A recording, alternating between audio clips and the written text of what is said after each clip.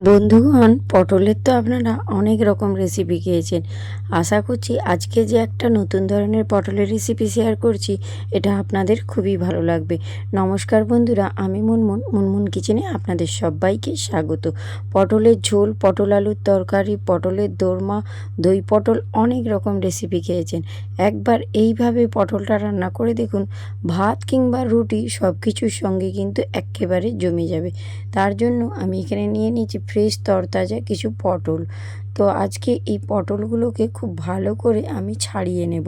তো আপনারা চাইলে এই কাজটা বটির সাহায্যেও করতে পারেন, তবে এই কাজটা আমি ছুরির সাহায্যে করে নিচ্ছি। আপনারা অবশ্যই বটি দিয়েও এই কাজটা করতে পারেন। মানে পটলের উপরে যে একটা পাতলা আস্তরণ রয়েছে, সেটাকে এইভাবে ছুরি দিয়ে কেটে বাদ দিয়ে দিতে হবে। মানে এইভাবেই যদি ছুরি দিয়ে ঘষেন, দেখবেন যে এর উপরে যে একটা পাতলা আস্তরণ রয়েছে, সেটা খুব সুন্দরভাবে ছাড়ানো হয়ে যাবে। তো এখন দেখুন, আমি অফ ক্যামেরাতে বাকি সব পটলগুলো একই রকমভাবে খোসা ছাড়িয়ে এইভাবে দুটো সাইড কিন্তু কেটে নিয়েছি। দেখুন, আপনারা দেখে নিশ্চয়ই বুঝতেই পারছেন, প্রত্যেকটা পটলেরই আমি দুটো সাইড এইভাবে কেটে নিয়েছি। আর কেটে এই পটলগুলোকে খুব ভালো করে পরিষ্কার করে ধুয়ে নিয়েছি। এবারে চলুন পটলগুলোকে কেটে নেব। ঠিক কীভাবে কাটছি আপনারা দেখুন, তাহলেই বুঝতে পারবেন। মানে একটা পটলকে ঠিক এইভাবে ক্যারচা করে আড়াআড়িভাবে পটলগুলোকে কাটতে হবে, তবেই কিন্তু এই রেসিপিটার স্বাদ খুবই সুন্দর হবে। প্রত্যেকটা পটল দেখুন আমি এইভাবে আড়ের দিক করে কেটে নিচ্ছি। আর আপনারাও ঠিক এইভাবেই পটলটা কাটবেন, তবেই কিন্তু এই পটলের রেসিপিটা খেতে ভীষণ ভালো লাগবে। আর পটলগুলোকে বেশি ছোট করবেন না, একটা পটলকে এইভাবে দুভাগে ভাগ করে নেবেন। তো দেখুন, আমি কিন্তু অফ ক্যামেরাতে বাকি সব পটলগুলোই কেটে নেব। বেশ কিছু পটল আমি আপনাদেরকে কেটে দেখিয়ে দিলাম। এখন দেখুন, সব কটা পটল কিন্তু একই রকমভাবে আমার কাটা হয়ে গিয়েছে। এবারে এই পটলগুলোকে একটা পাত্রের মধ্যে তুলে নিচ্ছি। পটলের রেসিপিটা একদম ইউনিক স্টাইলের হতে চলেছে। অবশ্যই ভিডিওটা স্কিপ না করে পুরো ভিডিওটা দেখার অনুরোধ রইল। তো এবারে এই পটলগুলোকে ভালো করে একটু ধুয়ে নিতে হবে। তবুও আমি প্রথমে ধুয়ে নিয়েছিলাম, কাটার পরও আবার একবার ভালো করে অফ ক্যামেরায় ধুয়ে নিয়েছি। এবারে এই পটলের মধ্যে দিয়ে দিচ্ছি স্বাদ মতো কিছুটা পরিমাণে লবণ, আর এর মধ্যে আমি দিয়ে দিচ্ছি কিছুটা পরিমাণে হলুদের গুঁড়ো। লবণ আর হলুদের গুঁড়োটাকে দিয়ে পটলটাকে খুব ভালো করে মাখিয়ে কিছুটা সময় এইভাবে ম্যারিনেট করে রেখে দিতে হবে। তাহলে পটলের মধ্যে লবণটা প্রবেশ করবে, খেতে ভালো লাগবে। আর আমার শারীরিক অসুস্থতার জন্য গলার ভয়েসটা একেবারেই বসে গিয়েছে। আপনাদের হয়তো একটু সমস্যা হচ্ছে আমার কথাগুলো শুনতে, তো প্লিজ আপনারা একটু মানিয়ে নেবেন। তো এই পর্যায়ে দেখুন, পটলটা খুব সুন্দর মাখানো হয়ে গিয়েছে। এটাকে কিছুটা সময় আমি রেস্টে রেখে দেবো। তো এপাশে গ্যাসের উপর আমি একটা কড়াই বসিয়ে দিয়ে তার মধ্যে দিয়ে দিচ্ছি বেশ কিছুটা পরিমাণে সর্ষের তেল। রেসিপিটা আপনারা চেষ্টা করবেন সর্ষের তেলেই করার। তো এবারে ওই তেলের মধ্যে দিয়ে দিচ্ছি 1 চামচ গোটা জিরে, আর সামান্য অল্প পরিমাণে একটু হিং। হিংটা দেবেন, হিংটা স্কিপ করবেন না, খেতে ভীষণ ভালো লাগে। অবশ্যই একবার ট্রাই করবেন। শুধুমাত্র গরম গরম ভাত নয়, ভাত রুটি সব কিছুর সঙ্গে কিন্তু একেবারে জমে যাবে। এবারে ম্যারিনেট করে রাখা এই যে পটলগুলো একে একে আমি ওই গরম তেলের মধ্যে দিয়ে দিচ্ছি। আজকে আমি পটলের রেসিপিটা একদম এক পাকে রান্না করব। কোনো রকম মশলা বেশি লাগবেও না। খুব সহজ সরলভাবে আজকে আমি পটলের রেসিপিটা তৈরি করে দেখাবো। আপনাদের যদি রেসিপি ভালো লেগে থাকে, তাহলে বন্ধুদের মধ্যে শেয়ার করে দেবেন। এবারে গ্যাসের ফ্লেমটা লো টু মিডিয়াম ফ্লেমে রেখে পটলটা খুব সুন্দর করে ভেজে নিতে হবে।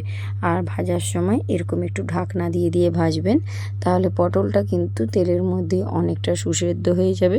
পটলের মধ্যে যে হালি ভাবটা রয়েছে সেটাও চলে যাবে। যতক্ষণ না পটলের মধ্যে এই হালি ভাবটা চলে যাচ্ছে, পটলটা খুব সুন্দর করে ভেজে নিতে হবে। আর বারবার এইভাবে ঢাকনা দিয়ে দিয়ে পটলটা রান্না করবেন, তাহলে দেখবেন পটলের এই যে রেসিপিটা খেতে ভীষণ ভালো লাগবে। আর তেলের মধ্যেই কিন্তু পটলটা সুন্দরভাবে সুসেদ্ধ হয়ে যাবে। এই পর্যায়ে দেখুন, কিছুটা এখনও হালি রয়েছে, পটলটা কিন্তু এখনও ভাজা হয়নি। তো এইভাবেই আমি কিন্তু বারে বারে ঢাকনা দিয়ে রান্নাটা করে নিচ্ছি। এই পর্যায়ে দেখুন পটলটা কিন্তু মোটামুটি বেশ সুন্দর ভাজা হয়েছে, মানে পটলের গায়ের মধ্যে যে একটা হালি ভাব থাকে সেটা কিন্তু চলে গিয়েছে, আর পটলটা ভীষণ সুন্দর একটা ভালো রং ধরেছে, মানে ভাজা ভাজা ভাব এসেছে। এর থেকে আর বেশি ভাজবো না। এবারে এর মধ্যে আমি দিয়ে দিচ্ছি একটা বড় সাইজের কোচানো পেঁয়াজ, আর এর মধ্যে এখন কিছু মশলা গুঁড়ো দিয়ে দেবো।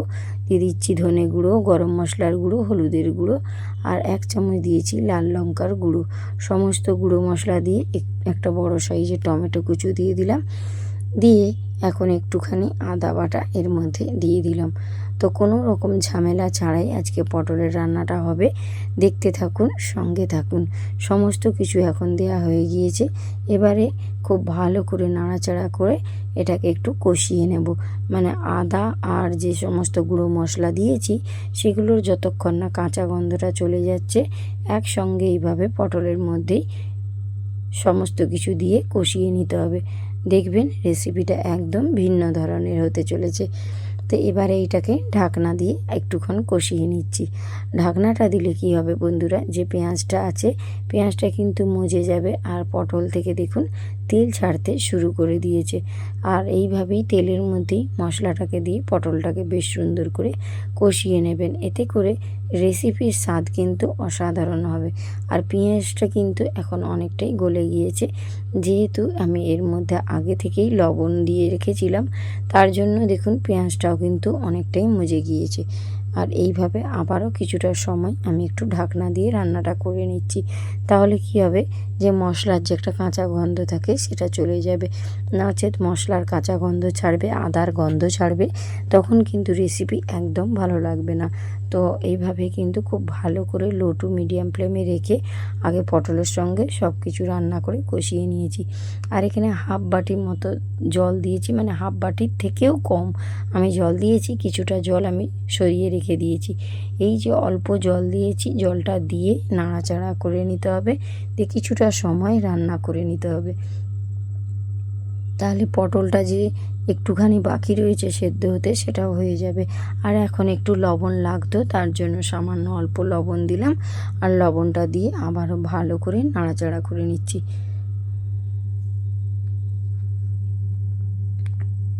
এই পর্যায়ে দেখুন খুব সুন্দর করে আমি কিন্তু কষিয়ে নিয়েছি, আর যে পরিমাণ জলটা ছিল সেই জলটা কিন্তু একদম শুকনো শুকনো হয়ে গিয়েছে দেখুন।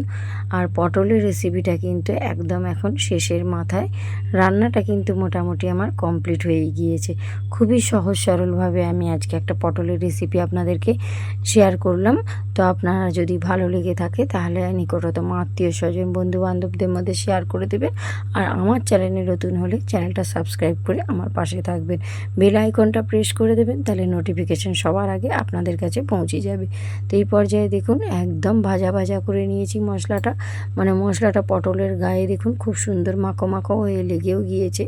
আর এর থেকে বেশি আর রান্নাটা করব না, এখন কিন্তু গ্যাসের ফ্লেমটা আমি বন্ধ করে দেব। মানে পটলের রেসিপিটা কিন্তু পারফেক্টভাবে তৈরি। এই পটলের রেসিপিটা শুধু কিন্তু ভাতের সঙ্গে নয়, আমি বারবার বলছি, এটা রুটি, পরোটা, নান সব কিছুর সঙ্গে কিন্তু পটলের রেসিপিটা একেবারে জমে যাবে। দেখুন একদম সুন্দর তেলও ছেড়ে দিয়েছে, মশলাটা একদম পটলের গায়ে মাখা মাখাভাবে লেগেছে। এবারে আমি গ্যাসের ফ্লেমটা বন্ধ করে দিয়ে এবারে পটলটা একটা প্লেটের মধ্যে সার্ভ করে নিচ্ছি। দেখুন দেখতে কতটা স্পাইসি হয়েছে, খেতে ভীষণ ভালো লাগে। অবশ্যই রেসিপিটা আপনারা ট্রাই করবেন। আপনাদের একটা কমেন্ট আমাকে ভিডিও বানাতে উৎসাহ করে। আর রেসিপি যদি আপনাদের ভালো লেগে থাকে তাহলে নিশ্চয়ই আমাকে কমেন্ট বক্সে কমেন্ট করবেন, তাহলে আমার বুঝতে সুবিধা হবে। আর আপনারা কীরকম রেসিপি পছন্দ করেন সেটাও আমাকে জানাতে ভুলবেন না। তো দেখুন এখন কিন্তু সমস্তই আমি প্লেটের মধ্যে সাজিয়ে নিয়েছি। দেখতে কতটা লোভনীয় হয়েছে, খেতেও কিন্তু অসাধারণ হয়েছিল। অবশ্যই পটলের রেসিপিটা ট্রাই করবেন। তো আজকের মতো আমি ভিডিওটা এখানেই শেষ করব। দেখা হচ্ছে নেক্সট রেসিপির সঙ্গে। তো আপনারা সুস্থ থাকবেন, ভালো থাকবেন। আর আমার গলাটা বসে গিয়েছে, তার জন্য আমি একান্তভাবে দুঃখিত। তো আজ আসি বন্ধুরা, টাটা, বাই বাই।